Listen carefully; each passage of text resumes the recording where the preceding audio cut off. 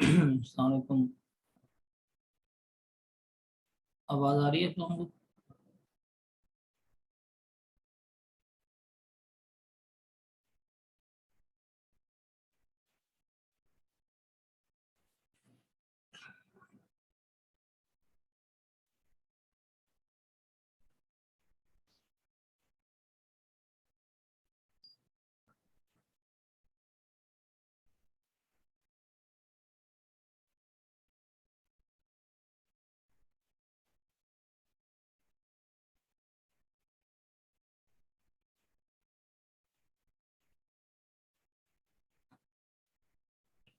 जी जनाब।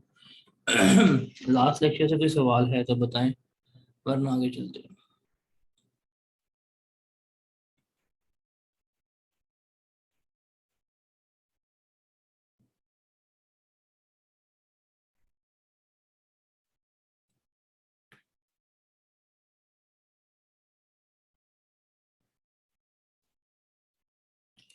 Last lecture से कोई सवाल है तो बताएं, वरना आगे मूव करें।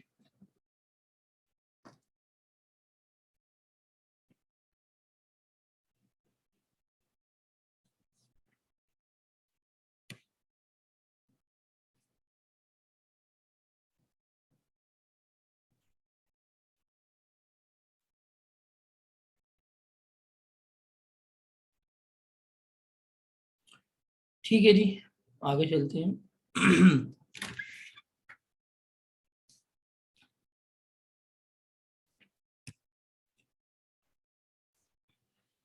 आ, अब हम देखते हैं कि हमारे पास सेल्स टैक्स के रेट्स क्या हैं, किन किन रेट्स के मुताबिक हम सेल्स टैक्स चार्ज कर रहे हैं, और कौन सेल्स टैक्स पे करेगा, एंड व्हेन टू पे सेल्स टैक्स। ये चीज़ें जो हैं ये हमने क्या करनी है, ये हमने यहाँ पर डिस्कस करनी है। जो हमारा जनरल सेल्स टैक्स का रेट है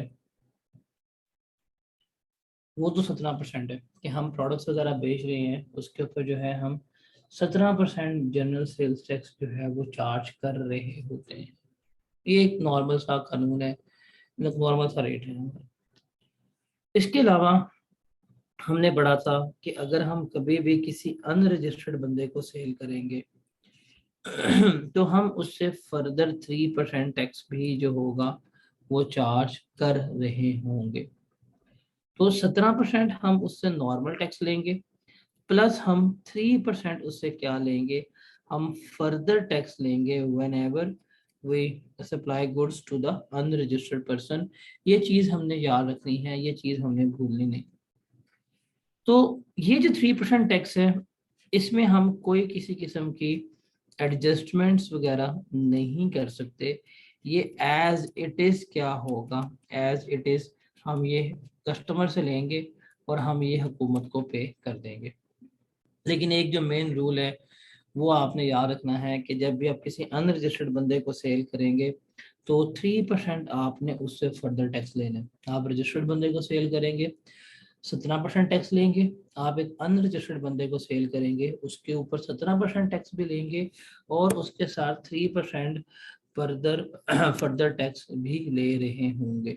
ये चीज़ आपने क्या करनी है, ये चीज़ आपने याद रखनी है। अब इससे रिलेटेड आई कैप का बहुत ही मशहूर अल मशहूर मरूफ क्वेश्चन है कि इस फर्दर टैक्स की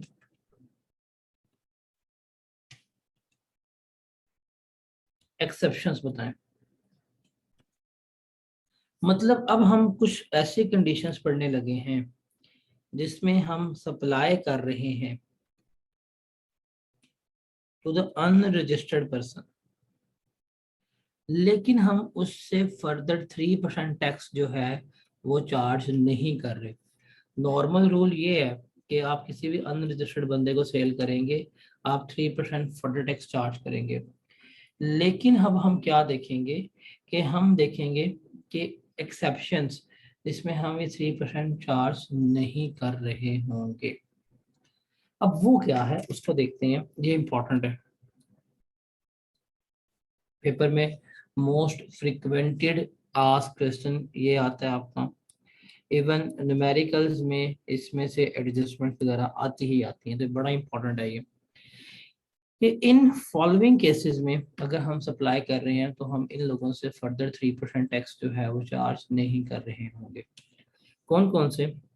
कि अगर आपने गवर्नमेंट को, सेमी गवर्नमेंट को या स्टेट्यूटरी रेगुलेटरी बॉडीज को अगर गुड सप्लाई किए हैं, आप उनसे फर्दर टैक्स चार्ज नहीं करेंगे। आपके ख्याल से आई कैप जो है वो क्या सेल्स टैक्स में रजिस्टर्ड है? The answer is no.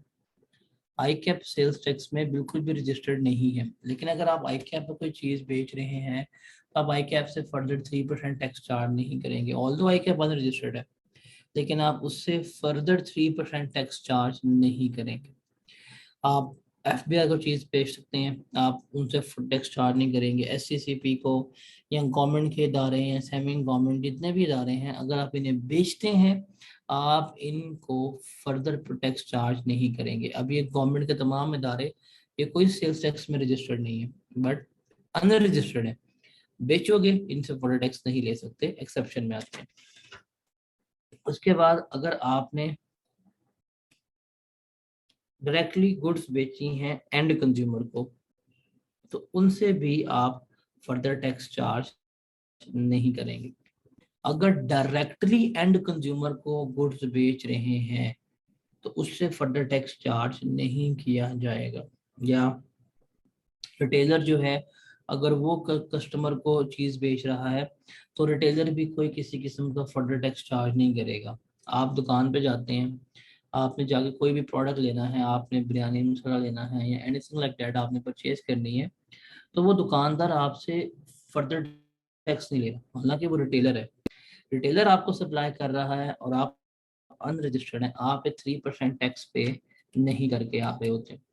आपने फैक्ट्री आउटलेट से जाके कोई सामान लेना है, आप डायरेक्ट जाके फैक्ट्री आउटलेट से कोई सामान खरीद लेते हैं, तो उसके ऊपर भी आपको ऊपर कोई फर्दर टैक्स चार्ज नहीं होगा, बिकॉज वो आपने पूरी सप्लाई चेन को बाईपास किया है। आप खुद फैक्ट्री गए हैं, आप खुद फैक्ट्री के आउटलेट पे गए हैं, आपने वहां से जाकर सामान ले लिया बीइंग एंड कंज्यूमर, तो आपके ऊपर कोई किसी किस्म का फर्दर टैक्स चार्ज नहीं होगा। उसके अलावा जो थर्ड स्केड्यूल आइटम्स होती हैं, इसके ऊपर जाके भी हमने डिटेल बात करनी है, आगे जाके आपको समझ आ जाएगी। जिसके ऊपर हम रिटेल प्राइस के ऊपर टैक्स चार्ज कर रहे होते हैं, इनके ऊपर भी फर्दर 3% टैक्स चार्ज नहीं होता। उसके अलावा जो बिजली हम सप्लाई करते हैं डोमेस्टिक एंड एग्रीकल्चर कस्टमर्स को, जिनके डोमेस्टिक मीटर्स वगैरह लगे होते हैं, उनके ऊपर भी हम किसी किस्म का फर्दर टैक्स जो है वो चार्ज नहीं कर रहे होते। आप अपने घरों का बिजली का बिल पकड़ें, आप उन्हें देखें तो आपको 17% जीएसटी ही लगा होगा, आपको फर्दर टैक्स जो है वो चार्ज नहीं हुआ होगा, फर्दर आपके ऊपर कोई किसी किस्म का टैक्स नहीं लग रहा होगा। इसके अलावा जो नेचुरल गैस डोमेस्टिक कंज्यूमर को और जो सीएनजी स्टेशन वगैरह को प्रोवाइड की जाती है, आप अपने घरों का बिल पकड़ लें, आपको जो टैक्स चार्ज किया गया होगा वो 3% ही टैक्स चार्ज किया गया होगा। उसके अलावा आपके टैक्स चार्ज 17% टैक्स चार्ज किया गया होगा, 3% फर्दर टैक्स चार्ज नहीं किया गया होगा। आप डोमेस्टिक कंज्यूमर है तो आपको टैक्स चार्ज नहीं होगा। अगर यही आपका घर का मीटर हो जाए कमर्शियल, या यही आपका घर का मीटर हो जाए इंडस्ट्रियल, तो फिर आपको टैक्स चार्ज हो जाएगा। तो डोमेस्टिक मीटर के ये फायदे होते हैं कि आपको इजाफी सेल्स टैक्स वगैरह चार्ज नहीं करने देते। उसके अलावा जो सेकंड हैंड वार्म क्लॉथ होते हैं या जो इस तरह के आर्टिकल्स वगैरह होते हैं, यूज कपड़े के आर्टिकल्स हैं, आप इन्हें बेच रहे होते हैं, इन्हें भी किसी किस्म का फर्दर टैक्स चार्ज नहीं होता। उसके अलावा जो गुड्स आपकी 5th स्केड्यूल में फॉल करती हैं जीरो रेटिंग में, उसके ऊपर फर्दर टैक्स चार्ज नहीं होता। उसके अलावा जो फॉर्म प्रोडक्ट्स होते हैं जिसमें स्प्रिंग मैट्रेसेस वगैरह शामिल होते हैं, ये बैक केयर प्रोडक्ट्स हैं, पिलोज हैं, इस तरह के तमाम जो प्रोडक्ट्स वगैरह आ रहे होते हैं, इनके ऊपर भी फर्दर टैक्स चार्ज नहीं होता। हालांकि ये रिटेल में फॉल करते हैं लेकिन इनके ऊपर फर्दर टैक्स चार्ज नहीं होता। इसके अलावा वाइट क्रिस्टलाइन शुगर है, फर्टिलाइजर्स है, जेट फ्यूल्स हैं, इनके ऊपर भी किसी किस्म का फर्दर टैक्स चार्ज नहीं हो रहा होता। तो ये चीज़ याद रखना कि ये लिस्ट है, इस लिस्ट में हमें बता दिया कि इन इन लोगों को अगर हम सप्लाई करेंगे, अब ये सारे अनरजिस्टर्ड हैं, या तो लोग अनरजिस्टर्ड हैं या जो प्रोडक्ट बेच रहे हैं उसके बारे में, लेकिन हम फर्दर टैक्स चार्ज नहीं करेंगे। अगर आपने मैट्रेस परचेज करना है, आपने गद्दा वगैरह लेना है,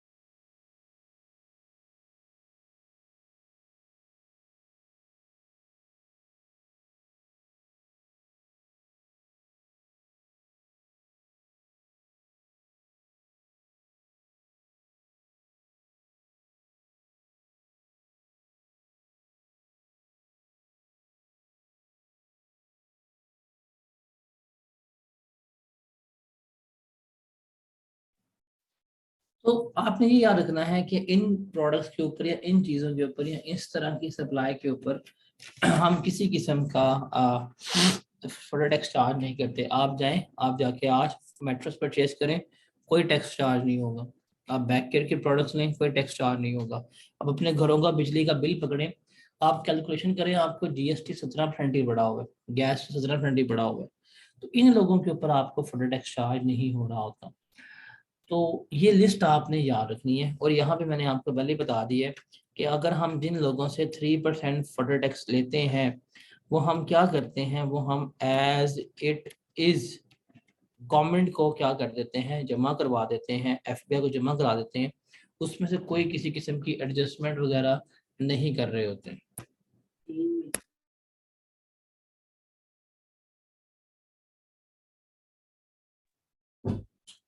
ये चीज आपने याद रखनी है। Is that clear?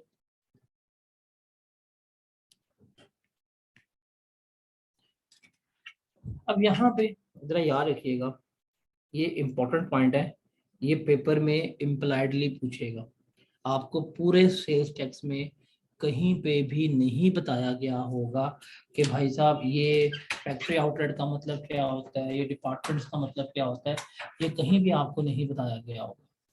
अब ये इम्प्लाइड बात है, ये न्यूमेरिकल्स में जो है ये वो पूछ सकता है। ये चीज़ आपने याद रखनी है। वो क्या है कि फैक्ट्री आउटलेट आप जब भी जाते हैं तो वहां पे आप बीइंग अ एंड कंज्यूमर क्या कर रहे होते हैं, आप being a and consumer books purchase goods purchase कर रहे होते हैं। तो आप अगर कोई एंड कंज्यूमर के तौर के ऊपर गुड्स परचेज कर रहे हैं तो आपके ऊपर कोई टैक्स चार्ज नहीं होगा।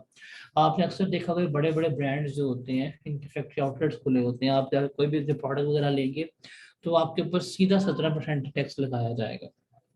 अगर वो फैक्ट्री आउटलेट्स ना हो फिर आपको ऊपर फुट टैक्स वगैरह चार्ज हो सकता है। तो जितने बड़े ब्रांड्स हैं जैसे केसरिया हो गया, मैंगो हो गया, या ये और जो ब्रांड्स हैं अगर आप देखें तो ये अपने फैक्ट्री आउटलेट्स के जरिए ही ऑपरेट कर रहे होते हैं।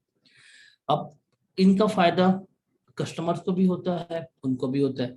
कस्टमर्स को ये फायदा होता है कि वो फर्दर 3% टैक्स देने से बच जाते हैं।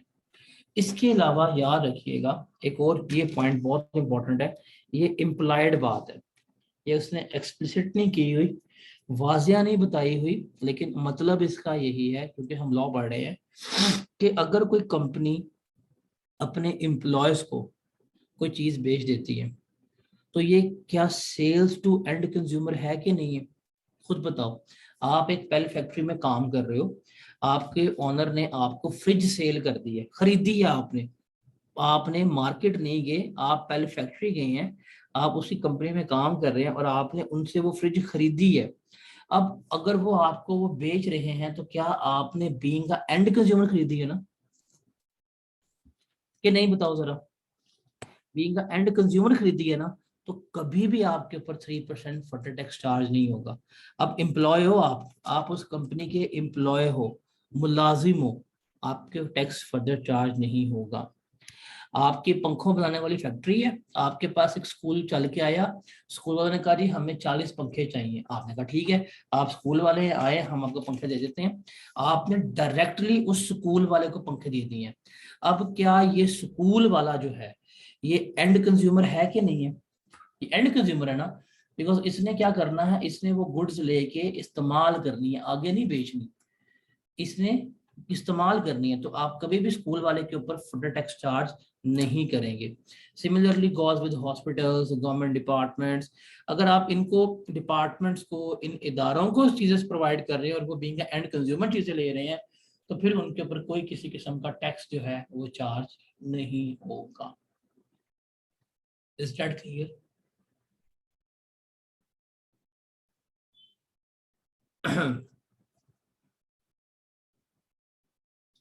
अब ये पॉइंट वो पेपर में आपको गिवन कर देगा।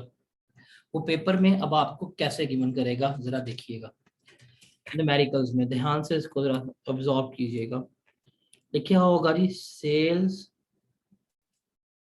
To unregistered customers. देखिए जी सेल्स आपने की है अनरजिस्टर्ड बंदों को 2 लाख रुपए की। अब सिर्फ इतनी लाइन लिखी हो और कुछ भी ना बताया गया हो तो मैं क्या करूंगा? मैं सिंपल इसके ऊपर 17% टैक्स लूंगा जो बनेगा 34,000, और मैं इसके ऊपर 3% फर्दर टैक्स भी लूंगा जो कितना बन रहा होगा 6,000। यही होगा ना? अगर उसने मुझे पेपर में गिवन कर दिया कि आपने अनरजिस्टर्ड बंदे को सेल्स की है तो मेरा नॉर्मल ट्रीटमेंट यही होगा। एग्रीड और नॉट? एग्री करते हो कि नहीं करते?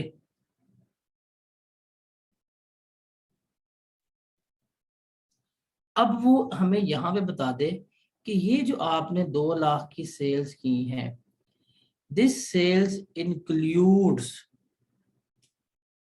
Cell to employ worth ₹60,000 being end consumer. अगर वो हमें बीच में ये लाइन लिख दे, अब ट्रीटमेंट चेंज हो जाएगा। अब उसने क्या कि 2 लाख की हमने अनरजिस्टर्ड बंदों को सेल्स की हैं, इस 2 लाख की सेल्स में 60,000 की सेल्स ऐसी शामिल है जो हमने अपने एम्प्लॉयज को की है और वो बीइंग एंड कंज्यूमर की है। अगर ये बात हो जाएगी तो फिर हम फर्दर टैक्स ये चार्ज नहीं कर सकते। अगर हम ये लगाएंगे तो गलत हो जाएगा। क्यों? बिकॉज हमने यहाँ पे पढ़ा है कि अगर आप बीइंग एंड कंज्यूमर चार्ज और सेल कर रहे हो तो उनके ऊपर फर्दर टैक्स चार्ज नहीं होगा। तो इस 2 लाख में से बीइंग एंड कंज्यूमर कितने हैं? 60,000। तो ये है आपके पास 1,40,000। इसका फिर आप 3% लेंगे तो आपके पास क्या आएगा? फर्दर टैक्स आ रहा होगा जो बनेगा आपका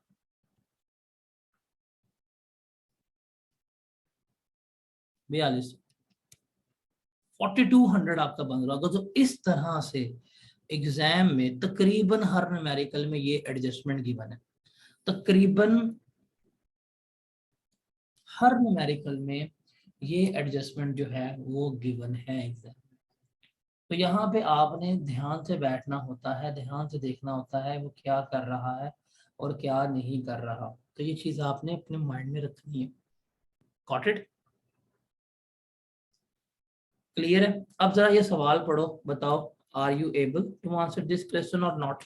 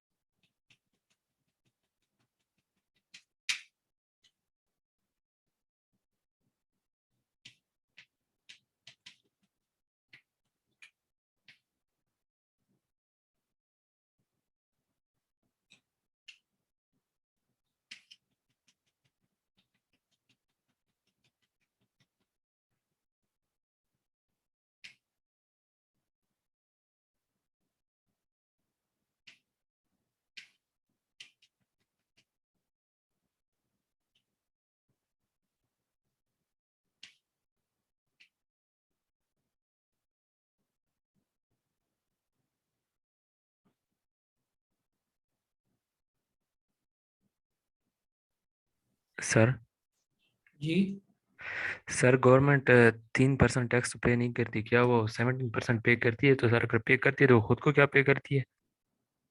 सॉरी, समझ नहीं आई। सर गवर्नमेंट जो है ना वो 3% टैक्स नहीं पे करती। आप उधर जो आपने अभी पढ़ाया है फर्दर टैक्स, तो क्या वो 17% पे करती है सर? हाँ जी, जो आप गवर्नमेंट को जब भी कोई चीज़ सेल करेंगे, बेचेंगे, तो उससे गवर्नमेंट, आप हमेशा 17% टैक्स गवर्नमेंट से लेंगे, वो गवर्नमेंट पे करेगी। 17% टैक्स तो हर बंदा ही पे करेगा। अगर वो चीज़, वो प्रोडक्ट टैक्सेबल है, तो 17% तकरीबन हर बंदा ही पे करेगा।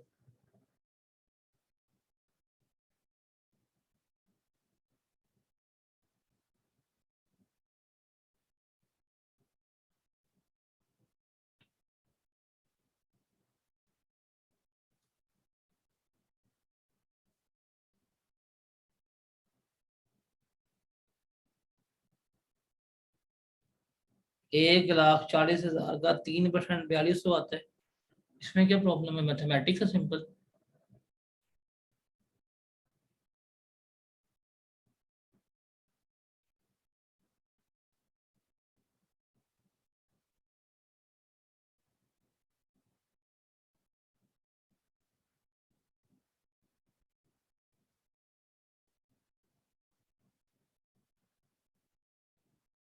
आगे चलें।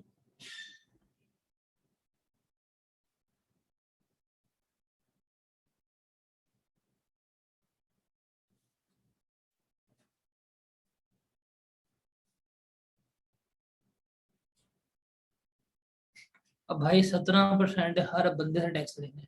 17% किसी को माफ नहीं है, उसका तो प्रॉब्लम ही नहीं है। 17% तो हर बंदे से लेना है हमने, वो किसी को माफ ही नहीं है। यहाँ पे हम किसकी एक्सेप्शन पढ़ रहे हैं? फर्दर 3% की।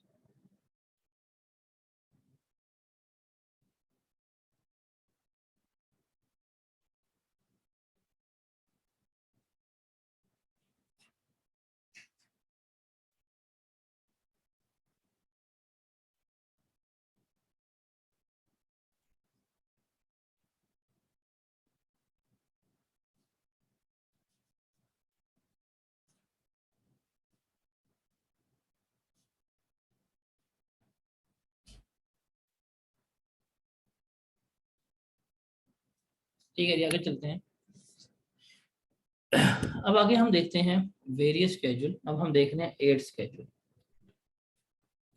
ये है रिड्यूस्ड रेट्स का। रिड्यूस्ड रेट स्केड्यूल का मतलब क्या है? कि हम चीज़ें बेच रहे हैं, हम इन चीज़ों के ऊपर सेल्स टैक्स भी चार्ज कर रहे हैं। हम चीज़ें बेच रहे हैं, हम इन चीज़ों के ऊपर सेल्स टैक्स भी चार्ज कर रहे हैं, लेकिन हम इनके ऊपर सेल्स टैक्स जो है वो कम चार्ज करते हैं।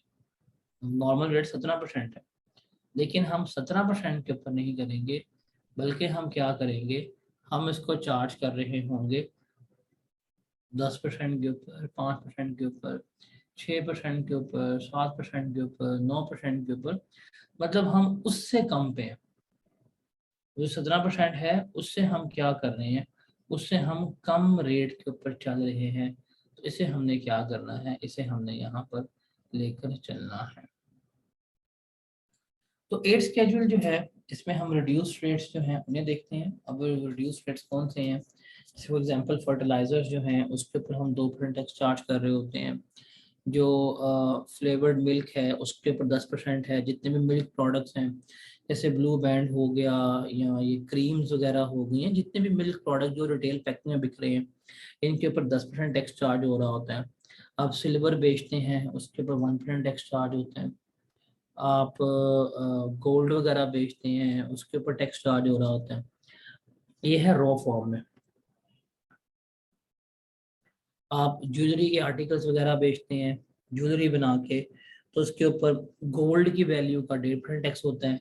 अगर डायमंड बीच में लगा हुआ है तो उसका 2% टैक्स होता है। और 3% जो टैक्स होता है वो मेकिंग चार्जेस वगैरह के ऊपर होता है। तो ये रिड्यूस रेट के ऊपर टैक्स हम चार्ज कर रहे होते हैं।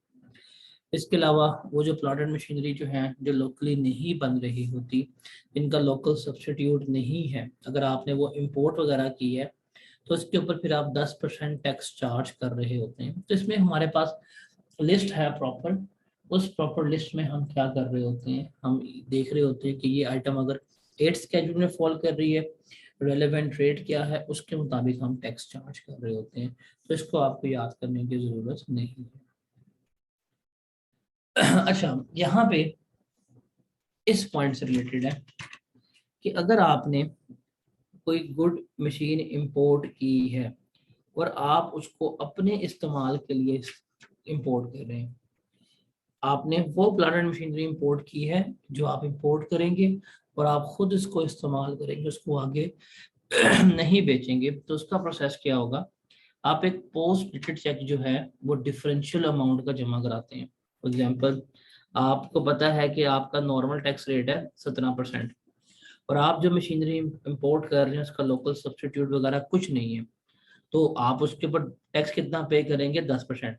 तो आप 17% और 10% का डिफरेंस लेंगे, जो ये रिमेनिंग होगा ना 7%, इसका आप एक चेक जो है वो लिख के कस्टम अथॉरिटीज को जमा करवाएंगे कि ये मैं चेक है, ये मैं चेक आपको दे रहा हूँ।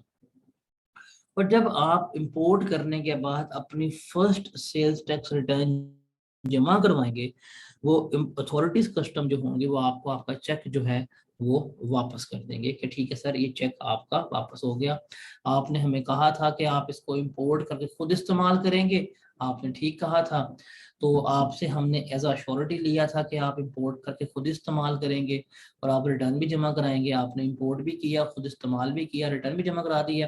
तो ये जो डिफरेंशियल अमाउंट का चेक आपने जमा कराया था कस्टम अथॉरिटीज को, जब आप अपनी फर्स्ट से जो रिटर्न जमा करवाएंगे इंपोर्ट करने के बाद, उसमें क्या कर देगी, उसमें आपको वो टैक्स जो है वो वापस कर देंगे, ये आपका चेक जो है वो वापस कर देंगे। Start clear. और अगर आप वो मशीन इंपोर्ट करने के बाद आगे बेच देते हैं, तो जब बेचेंगे तो फिर उसके ऊपर नॉर्मल टैक्स जो है वो 17% ही चार्ज हो रहा होगा, वो उसको 10% नहीं है। 10% सिर्फ उस बंदे को चार्ज होगा जो फर्स्ट टाइम क्या कर रहा है, उसको इंपोर्ट कर रहा है। ये चीज आपने अपने माइंड में रखनी है। फिर दूसरा आता है कमर्शियल इंपोर्टर। अब कमर्शियल इंपोर्टर को पता है कौन होता है। कमर्शियल इंपोर्टर भी कोई ऐसी मशीन, कोई ऐसा प्लांट इंपोर्ट कर सकता है जिसका पाकिस्तान में कोई लोकली सब्स्टिट्यूट नहीं है, किसी किस्म का local substitute, sorry, commercial importer वो बंदा है जो इंपोर्ट करेगा और इंपोर्ट करने के बाद आगे बेचेगा, और वो प्लांट एंड मशीनरी इंपोर्ट कर रहा है जिसका कोई लोकल सब्स्टिट्यूट पाकिस्तान में मौजूद नहीं है, तो इसको भी हम 10% टैक्स ही लगाएंगे। लेकिन प्रोसीजर क्या होगा कि इससे हम या तो कैश या चेक या पे ऑर्डर या बैंक गारंटी ले लेंगे जब वो गुड्स को इंपोर्ट कर रहा होगा। डिफरेंशियल सेल्स टैक्स का मतलब, हम कहेंगे भाई साहब नॉर्मल सेल्स टैक्स 17% है, आपको चार्ज होना 10%, तो रिमेनिंग जो है 7%, इसकी हमें कोई गारंटी वगैरह प्रोवाइड कर दो। और जब वो गुड्स इंपोर्ट कर लेगा, इंपोर्ट करने के बाद हम इसे कहेंगे कि ये तुमने ये प्लांट या मशीनरी इंपोर्ट की है, तुमने ये इंपोर्ट करने के बाद ये रजिस्टर्ड बंदे को आगे सेल करनी है, बिकॉज एक कमर्शियल इंपोर्टर है। जब वो आगे किसी रजिस्टर्ड बंदे को सेल कर देगा और वो हमें बता देगा, रिटर्न सबमिट करवा देगा, तो ये जो उसने हमें गारंटी दी हुई होगी, हम क्या कर देंगे, हम इस बंदे को वापस कर देंगे। तो ये चीज आपने याद रखनी है। और अगर वो रजिस्टर्ड बंदे को सेल नहीं करता, वो अनरजिस्टर्ड बंदे को सेल कर देता है, तो फिर उसके ऊपर 17% टैक्स चार्ज होगा, 10% टैक्स चार्ज नहीं हो रहा होगा। तो ये वो मशीनरी, वो प्लांट वगैरह जो आप इंपोर्ट कर रहे हैं जिसका कोई लोकल सब्सिट्यूट नहीं है और आप उसके ऊपर 10% टैक्स चार्ज करना चाहते हैं, तो उसका प्रोसीजर जो है वो ये होगा। दोनों केसेस में आप, पहले केसेस में अगर आप नॉन कमर्शियल इंपोर्टर है, खुद के लिए इस्तेमाल कर रहे हैं, तो आप पोस्ट डेटेड चेक जो है वो जमा करवाएंगे कस्टम अथॉरिटीज को, और जब आप मशीन को इंपोर्ट कर लेंगे, इंस्टॉल करने के बाद जब आप रिटर्न जमा करवाएंगे, तो वो चेक आपको डिपार्टमेंट वाले वापस कर देंगे। और अगर किसी कमर्शियल इंपोर्टर ने इंपोर्ट की है, तो इससे भी जो डिफरेंशियल अमाउंट होगी उसकी हम गारंटी ले लेंगे in the form of cash, in the form of cheque या in the form of pay order. जैसे सिंपल ये कहेंगे, जब तुमने वो मशीनरी इंपोर्ट कर लेनी है, तुमने किसी रजिस्टर्ड बंदे को ही बेचनी है। अगर वो रजिस्टर्ड बंदे को बेच देगा तो जो उसने हमें गारंटी दी हुई थी वो हम उसको वापस कर देंगे।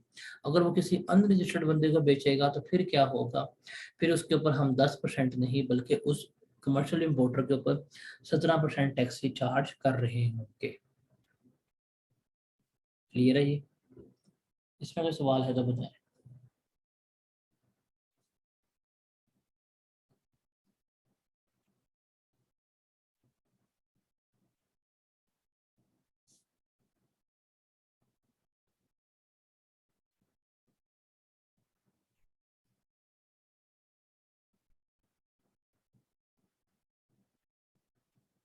इसमें कोई सवाल है तो बताएं, वरना आगे चलें।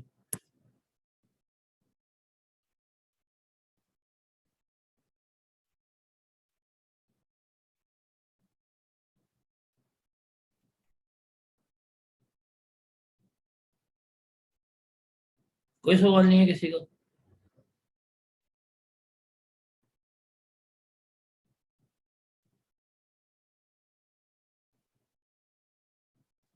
टैक्स जो होता है वो चेक में ही पे हो जाता है, पे ऑर्डर की फॉर्म में ही पे होता है। यहाँ पे हम टैक्स पे कर ही नहीं रहे, हमने तो यहाँ पे डिफरेंशियल अमाउंट की गारंटी जमा कराई हुई है।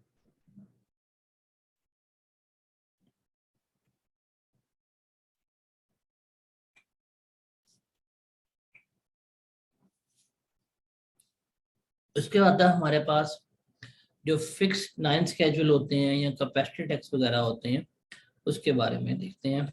जो हमारा एफबीआर है ना, एफबीआई के पास ये अथॉरिटी है कि वो प्लांट की प्रोडक्शन कैपेसिटी के ऊपर टैक्स लगा सकते हैं। इसे हम वो क्या कहते हैं, कैपेसिटी टैक्स कहते हैं। इसको डिटेल में आने की जरूरत नहीं है। जैसे फॉर एग्जांपल जो ये भट्टा वगैरह इनका इंटो का होता है, इनके ऊपर इनकी एक्चुअल सेल्स, इनकी actual production, irrespective of everything, इनके ऊपर हमने फिक्स टैक्स लगा दी है। जैसे अगर सिंध में, केपीके में या बलूचिस्तान में अगर आपका ईंटों का भट्टा है और वहां पे आप ईंटें बना रहे हैं, तो आप हुकूमत को 7,500 पर मंथ फिक्स टैक्स पे करेंगे। तो आप लाख की ईंट बेच रहे हो, आप करोड़ की ईंट बेच रहे हो, आप अरबों की ईंट बेच रहे हो, हमें कोई मसला नहीं है। हमने क्या करना है, इतना टैक्स पे करना है। अगर आपका भट्टा पंजाब में के जो शहर जैसे झेलम, सरगोदा, सियालकोट यहाँ पे है, तो आप 10,000 पर मंथ गवर्नमेंट को टैक्स पे करेंगे। और अगर आपका जिंटो का भट्टा है वो लाहौर, इस्लामाबाद या पिंडी में है, तो फिर आप 12,500 गवर्नमेंट को फिक्स टैक्स पे करेंगे। सेल्स कितनी है, कितनी नहीं है, कितनी प्रोडक्शन है, कितनी नहीं है, गवर्नमेंट टैक्स ले रही होती है आपसे और टका के लेती है। वो फिर आपसे ये पूछते नहीं है कितनी सेल्स की हैं, कितनी सेल्स नहीं की। वो आपसे टैक्स जो है वो पूरा पूरा क्या कर रहे होते हैं, कैलकुलेट करवा रहे होते हैं। सिमिलरली 9 स्केड्यूल है, इस पे टैक्स जो लगता है वो हमारा फिक्स कैपेसिटी पे लग रहा होता है। ये नॉर्मली हमारा सेल फोन्स के ऊपर उनकी एक्टिवेशन पे लग रहा होता है, या जो हमने सिम कार्ड एक्टिवेट करवाते हैं उसके ऊपर लग रहा होता है।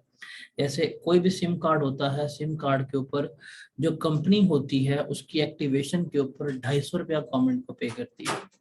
मतलब कोई भी सिम कार्ड एक्टिव होगा, एक सिम कार्ड की एक्टिवेशन के ऊपर उसकी कंपनी हुकूमत पाकिस्तान को फिक्स 250 रुपया जमा करवाती है सेल्स टैक्स के माध्यम। तो ये फिक्स टैक्स हैं, ये आपको याद करने की एज इट इज जरूरत नहीं है। Is that clear? यार अनरजिस्टर्ड बंदा क्या टैक्स दे सकता है, मुझे खुद बताओ। इतनी हमने बात कर ली है, मेरे ख्याल से मैं पिछले 1.5 हफ्ते से यही लगा हुआ हूँ कि रजिस्टर्ड बंदा टैक्स पे करता है। Is it seems to be logical right now कि अनरजिस्टर्ड बंदे से हम सेल्स टैक्स ले रहे हैं?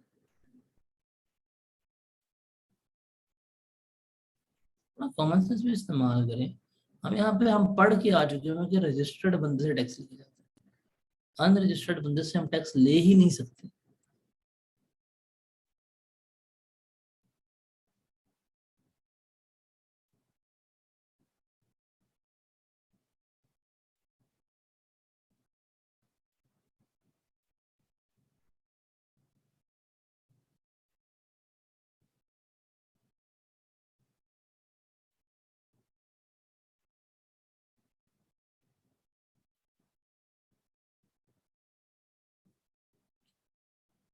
ये क्लियर है, आगे चलें।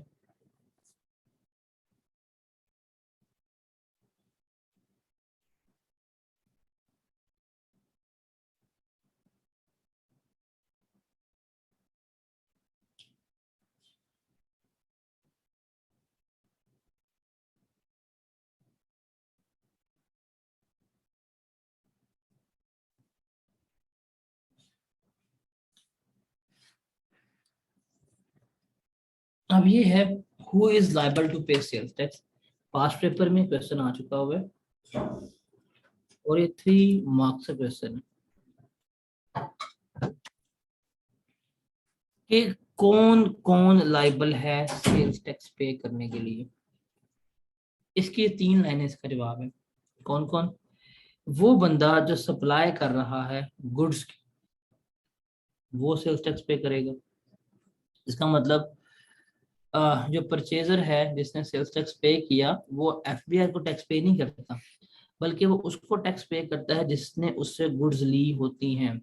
और वो बंदा अपना इनपुट टैक्स एडजस्ट करके फिर क्या करता है, वो वापस कर रहा होता है। जैसे आप दुकान पे जाते हैं, आप दुकान पे कोई भी प्रोडक्ट परचेज करते हैं, आप उसमें टैक्स पे करते हैं। अब क्या वो टैक्स आपने पे किया है हुकूमत को, या आप उस दुकानदार को टैक्स पे करके आए हैं? बताएं जरा।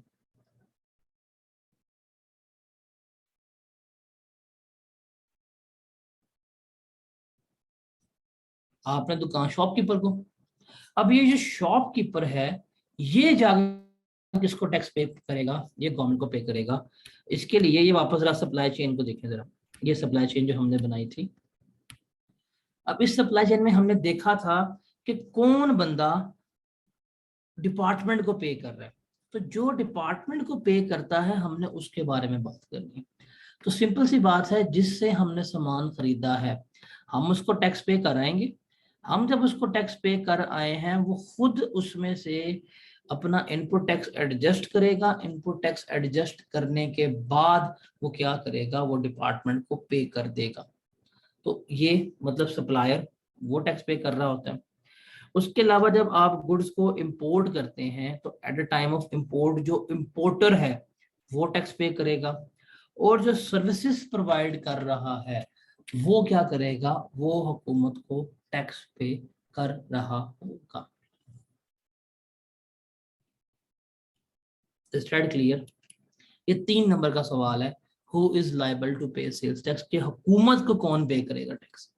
आप मैं हुकूमत को पे नहीं करते, लेकिन जिस दुकानदार से हमने लिया है वो पे करेगा। अक्सर आपने सुना होगा कि जब ये सितंबर आती है तो एड्स आ रहे होते हैं, गवर्नमेंट कहती है कि आपने जिस दुकानदार से सामान लिया है उनसे पक्की रसीद लिया करें। सुना है अक्सर कि आप उनसे प्रॉपर रसीड्स लिया करें। क्यों? बिकॉज आप लोग टैक्स तो उन्हें पे कर देते हैं, वो अगर गवर्नमेंट को जमा नहीं करते वो खुद खा जाते हैं। इसलिए अगर वो आपको प्रॉपर कंप्यूटराइज्ड इनवॉइस देंगे, उसमें अगर टैक्स की उन्होंने अमाउंट लिख दी, now they are liable to pay tax government, वो फिर आपकी जेब से लेके गवर्नमेंट को ही पे करेंगे। अगर वो आपको रसीदें वगैरह नहीं दे रहे, फिर आपकी पॉकेट से तो उन्होंने टैक्स निकलवा लिया, वो खुद ही खा जाएंगे, हुकूमत के पास नहीं पहुंचेगा। इसलिए हुकूमत अक्सर कहती है कि आप जब भी परचेज कर रहे हो, जब भी सामान खरीद रहे हो, उनकी रसीद जो है वो लाजमी लिया करें। Is that clear? वो आपने एक मूवी भी शायद देखी होगी, अनिल कपूर की मूवी थी जिसमें वो बनता है एक दिन का सीएम। याद है? किसने देखी हुई है? अनिल कपूर की मूवी, यस, जिसमें वो सीएम बनता है फॉर 1 डे। जब वो 1 डे के लिए बनता है, उसमें वो अपील भी करता है कि आज के दिन अगर आप कोई भी चीज परचेज करें तो आपने प्लीज और जो ऑथेंटिक रसीट है वही लेनी है। बिकॉज ऑथेंटिक रिसीट अगर आप लेंगे तो दुकानदार को तो टैक्स आपने पे कर दिया, फिर दुकानदार से हम खुद निकलवा देंगे। अगर आप ऑथेंटिक रिसीट नहीं लेंगे तो दुकानदार को तो टैक्स आपने पे किया, लेकिन दुकानदार ने उसका अगर रिकॉर्ड नहीं दिया और टैक्स वो खुद खा देगा। इसलिए कहते हैं कि ऑथेंटिक रिसीट्स आपको हमेशा लेनी चाहिए। अगर वो आपको रिसीट नहीं दे रहा, आप कंप्लेन कर दें कि भाई तुम, मेरी मर्जी है, मेरा हक है, मुझे रिसीट चाहिए। Is that clear? कि रिसीट इतनी जरूरी क्यों है?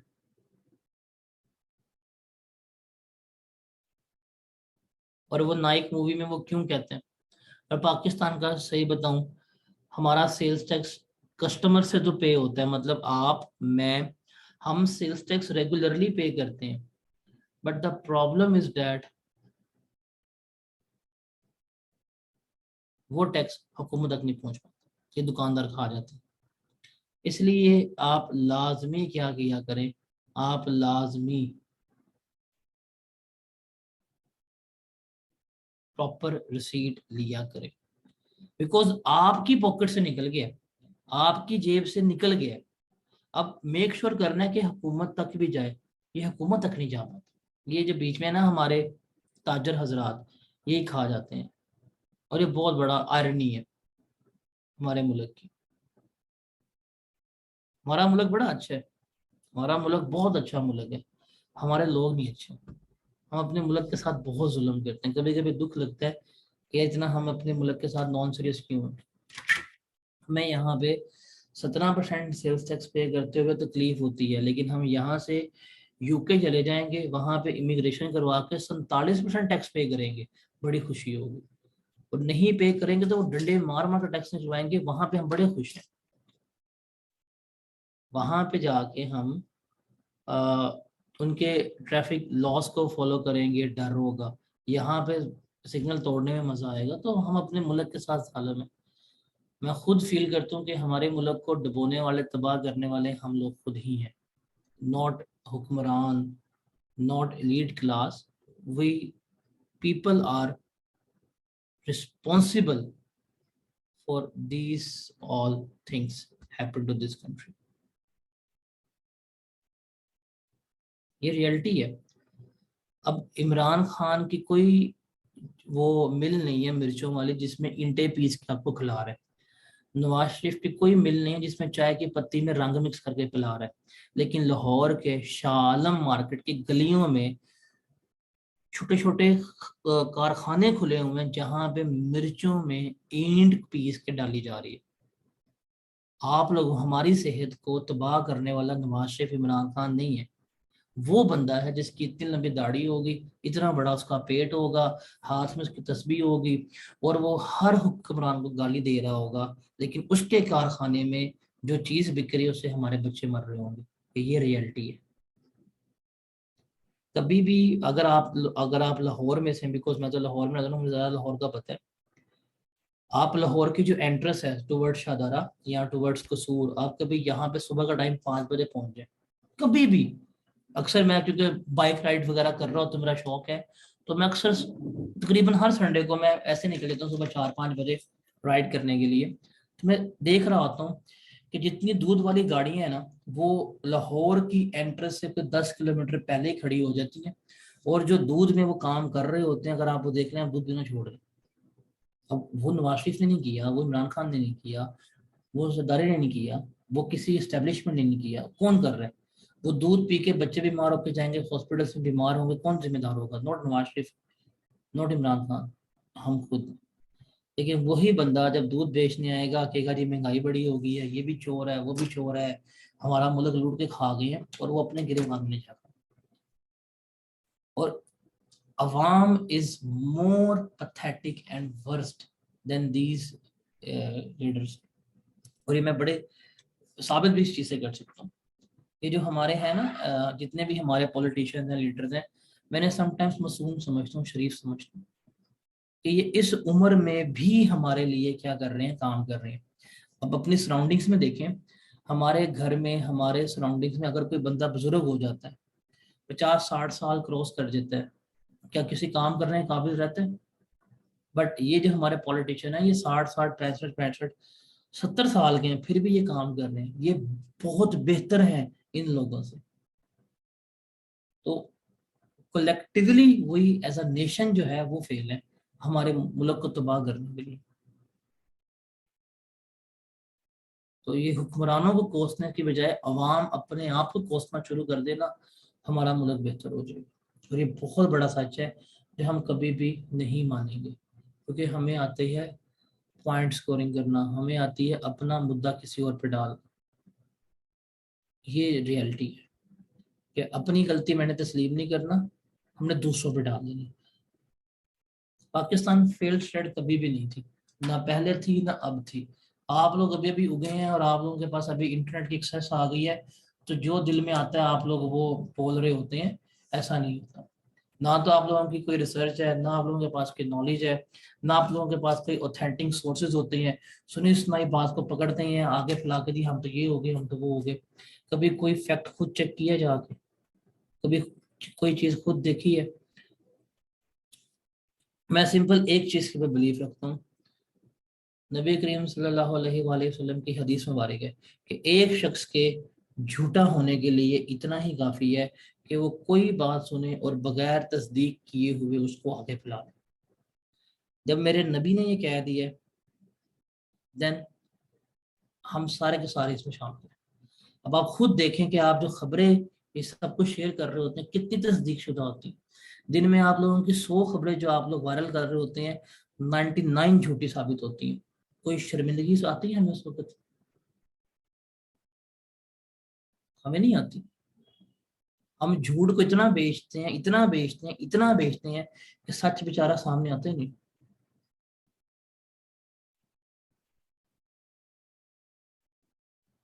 ऐसे ही है।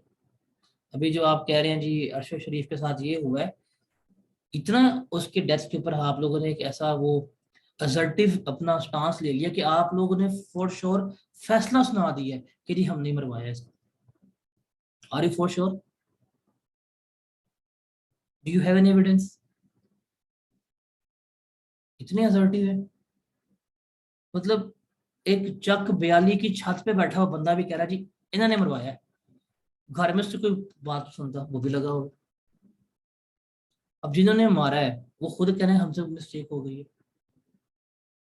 अगर इन्होंने मरवाया होता ना, इन्होंने मरवाया होता तो ये ऐसा ना होता। वो ऐसा मरवाते कि किसी को खबर नहीं होनी चाहिए। इतनी पब्लिकली करवा गए हैं वो, और अपने ऊपर सारा ब्लेम भी ले रहे हैं। इतने बेवकूफ समझते हैं आप इनको?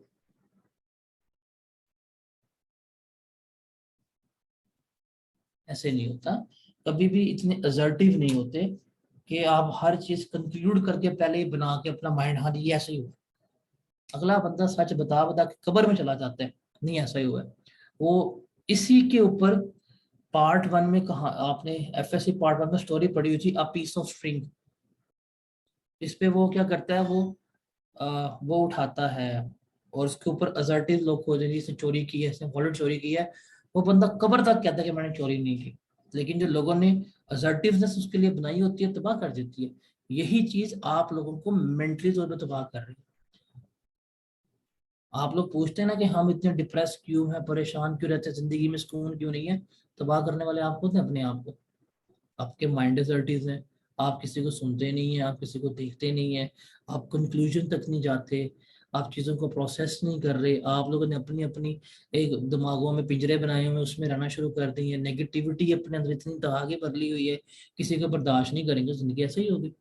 इस्लाम आने के बाद दुनिया में सबसे पहला कल्चर ही बर्दाश्त का आया था। लोगों को बर्दाश्त करना सीखना सिखाया गया था इस्लाम में। कि अरबी जो किसी को किसी काबिल नहीं समझते थे, उन अरबियों के ऊपर किनको दी अथॉरिटी दी? हबशियों को। हजरत बिलाल को मौजन बना के ऐसा सबक दिया था कि जो अरबियों की इतनी बड़ी जो होती थी वो कि ईगो है, खत्म कर दी अल्लाह के नबी ने। कि भाई बैठो, देखो, सोचो, लोगों के साथ मिलो, अपना माइंड ओपन करो। जो आप लोगों ने लोगों के लिए इतने इतने आपने अपने वो बजट्स बनाए थे, खत्म करने के लिए इस्लाम आया। आया, प्रिंसिपल्स फॉलो किए, इस्लाम को रूज मिला। ये रियलिटी है। ये सोशल सर्कल दुनिया का बेहतरीन इस्लाम ने ला के दिया था। अब कहाँ पे है? तो ये चीजें बहुत हैं।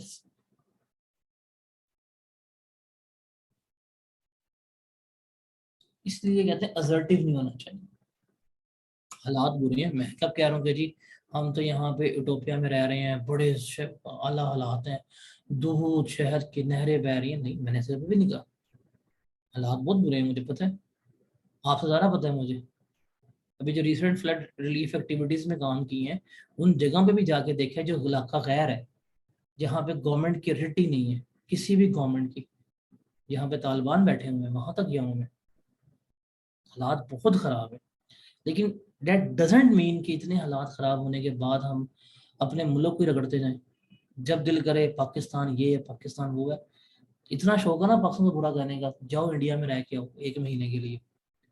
तब लगना पता आपको कि भाई जैसा भी है, जन्नत में रह रहे हो।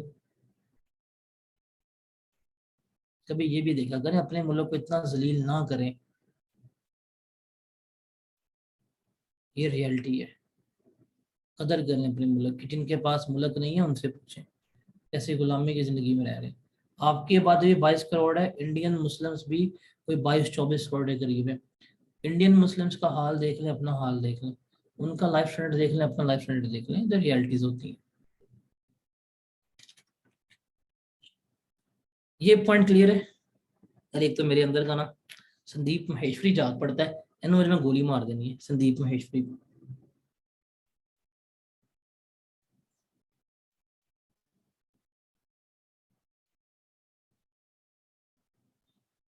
तो भाई बांग्लादेश हमारे से आगे क्यों चला गया? अगर मैं इस चीज से बात करना आ जाऊँ, मैं आपको वो फैक्ट्स बताऊंगा, आपकी सोच है। आपको लगता है बांग्लादेश आगे है हमसे? अभी उन्होंने IMF से रिसेंट लोन के लिए अप्लाई किया हुआ है, क्या बात कर रहे हो? फिर भी कह रहा हूँ, सुनी सुनाई बातों पे ना जाया करो।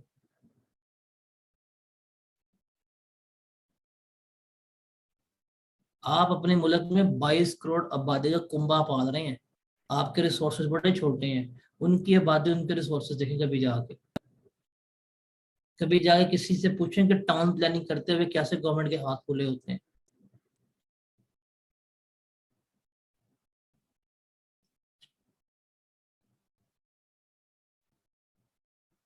तो ये बहुत सब्जेक्टिव डिबेट है और मैं इस पर पढ़ता नहीं होता, बिकॉज मुझे पता है कि मैंने अपने आप को ठीक करना है। That is the only thing. मैं अपने आप को ठीक कर लूंगा, मैं अपना रोल सही प्ले कर दूंगा, माइट भी अभी उसका इम्पैक्ट ना आए, लेकिन उसका मल्टीप्लायर होता हुआ शायद अगले 5-10 सालों में उसका इम्पैक्ट आ जाए, शायद।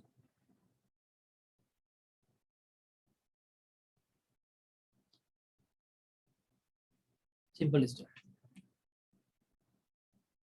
मैं किसी दूसरे को पॉइंट आउट तब करूँ ना जब मैं बड़ा अच्छा हूँ कि यार मैं सब कुछ करता हूँ। आप में से मेजोरिटी ऐसे लोग होंगे जो टैक्स चोरी करते हैं, बिजली के गुड्डे लगाए होंगे, सिग्नल तोड़ते होंगे, सड़कों पे कूड़ा फैलाते होंगे। हम सब में से है ना, लेकिन नहीं, गालियां तो हमने देनी गवर्नमेंट्स को है। तो मैं इन चीज़ों से दूर हूँ भाई। सब्जेक्टिव टॉक है, और इसके लिए मैं कभी भी बात नहीं करता।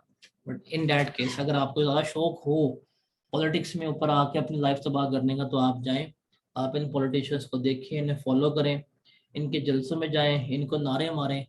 20 साल के बाद भी आप इनके नारे ही मारते रहेंगे, आपकी जिंदगी नहीं बदलेगी।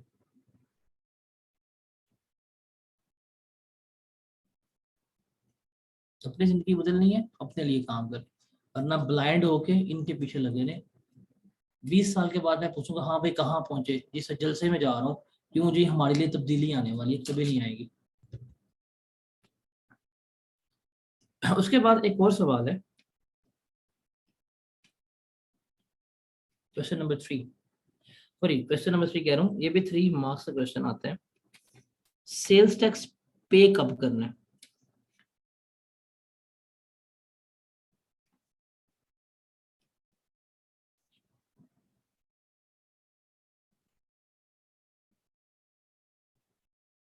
मैं ये सवाल पे ना आपको जवाब देता हूँ, फिर मिडिल क्लास से पढ़ने ये काबिल नहीं है।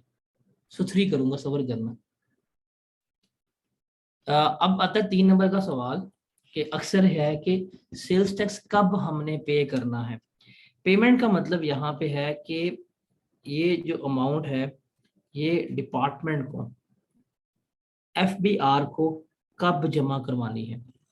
2 टाइम है इसका। जब हम अपनी सेल्स टैक्स रिटर्न जमा करवा रहे होते हैं, जब हम रिटर्न फाइल करेंगे, उस वक्त हम डिपार्टमेंट को टैक्स जमा करवाएंगे। और दूसरा, जब हम गुड्स को इंपोर्ट करेंगे, जब हम कस्टम ड्यूटी पे करने जाएंगे, उस वक्त हम टैक्स को जमा करवाएंगे।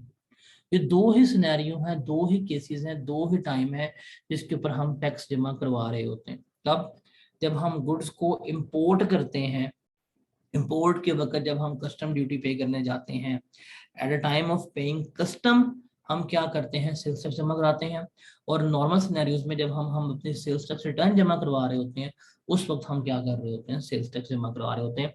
तो ये 2 लाइनें हैं और ये 3 मार्क्स का सवाल है, लिख लोगे? ये पेपर में आता है और बच्चे नहीं लिख पाते। एंड क्योंकि जब ये सवाल आता है बच्चे सोचते हैं कि जी हम सेल्स टैक्स पे करेंगे जब हम परचेज करेंगे, ये इसका जवाब नहीं। ये इसका जवाब कभी भी नहीं है। इसका सवाल का जवाब है कि हम डिपार्टमेंट को कब पे करेंगे। डिपार्टमेंट को दो वक्त ही पे होता है, at the time of import और at the time of filing of return. Is that clear?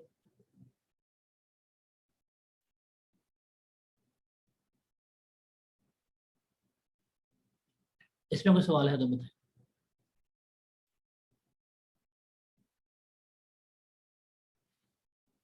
चलें जी, इसको हम फिर यहाँ पे कंक्लूड करते हैं। कल हमारी है जीरो ट्रेड सप्लाईज। उसके बाद तकरीबन अब हमारा सेल्स टैक्स जो है वो 70% हो जाएगा अगर हमारी जीरो रेटेड सप्लाईज हो जाती हैं। उसके बाद सिर्फ रह जाएगा हमारा कि इनपुट टैक्स की एडजस्टमेंट कैसे करनी है। इनपुट टैक्स की एडजस्टमेंट करनी है आपको आ गई तो आपका न्यूमेरिकल्स भी 100% जो है वो हो जाएंगे। आई थिंक फ्रॉम टुमारो मैं थोड़ी स्पीड अप तेज कर लूँगा। मुझे खुद फील हो रहा है कि मैं बहुत स्लो तो चला रहा हूँ, तब थोड़ा सा हम कल से स्पीड अप करेंगे and try to cover maximum content in minimum time. ठीक है? बिकॉज आप लोगों ने मेरे ख्याल से किसी ने कहा है मैनेजमेंट को कि स्पीड बहुत स्लो चल रही है, सिलेबस टाइम पे कवर नहीं होगा। हालांकि syllabus cover is mine issue not your issue, but anyways if you think that हमारी स्पीड बहुत स्लो है तो कल से थोड़ा हम फास्ट चलेंगे पेस पे। रिसेंट टेस्ट में न्यूमेरिकल नहीं आएंगे। रिसेंट टेस्ट में जितना मैं पढ़ाऊंगा फ्राइडे तक सिर्फ वही इंक्लूड होगा, nothing more than that.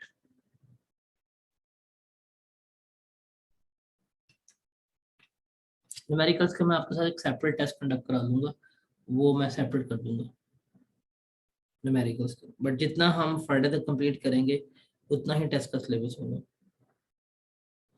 I am trying के रिजल्ट तक सेल्स टैक्स खत्म हो जाए, but I go after result also. मैं रिजल्ट के बाद भी थोड़ा सेल टैक्स को कैरी करूंगा और मैं मेरे ख्याल से आज टाइम लगा के आपका जो स्केड्यूल था वो मैं रिवाइज कर दूंगा।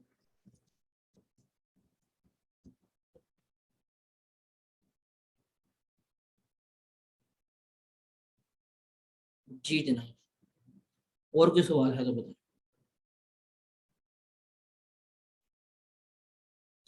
ठीक है जी, मिलते हैं इंशाल्लाह कल, बट कल से मैं थोड़ी स्पीड अप कर दूंगा, अब इतना स्लो नहीं चलते। ठीक है जी, अल्लाह हाफिज।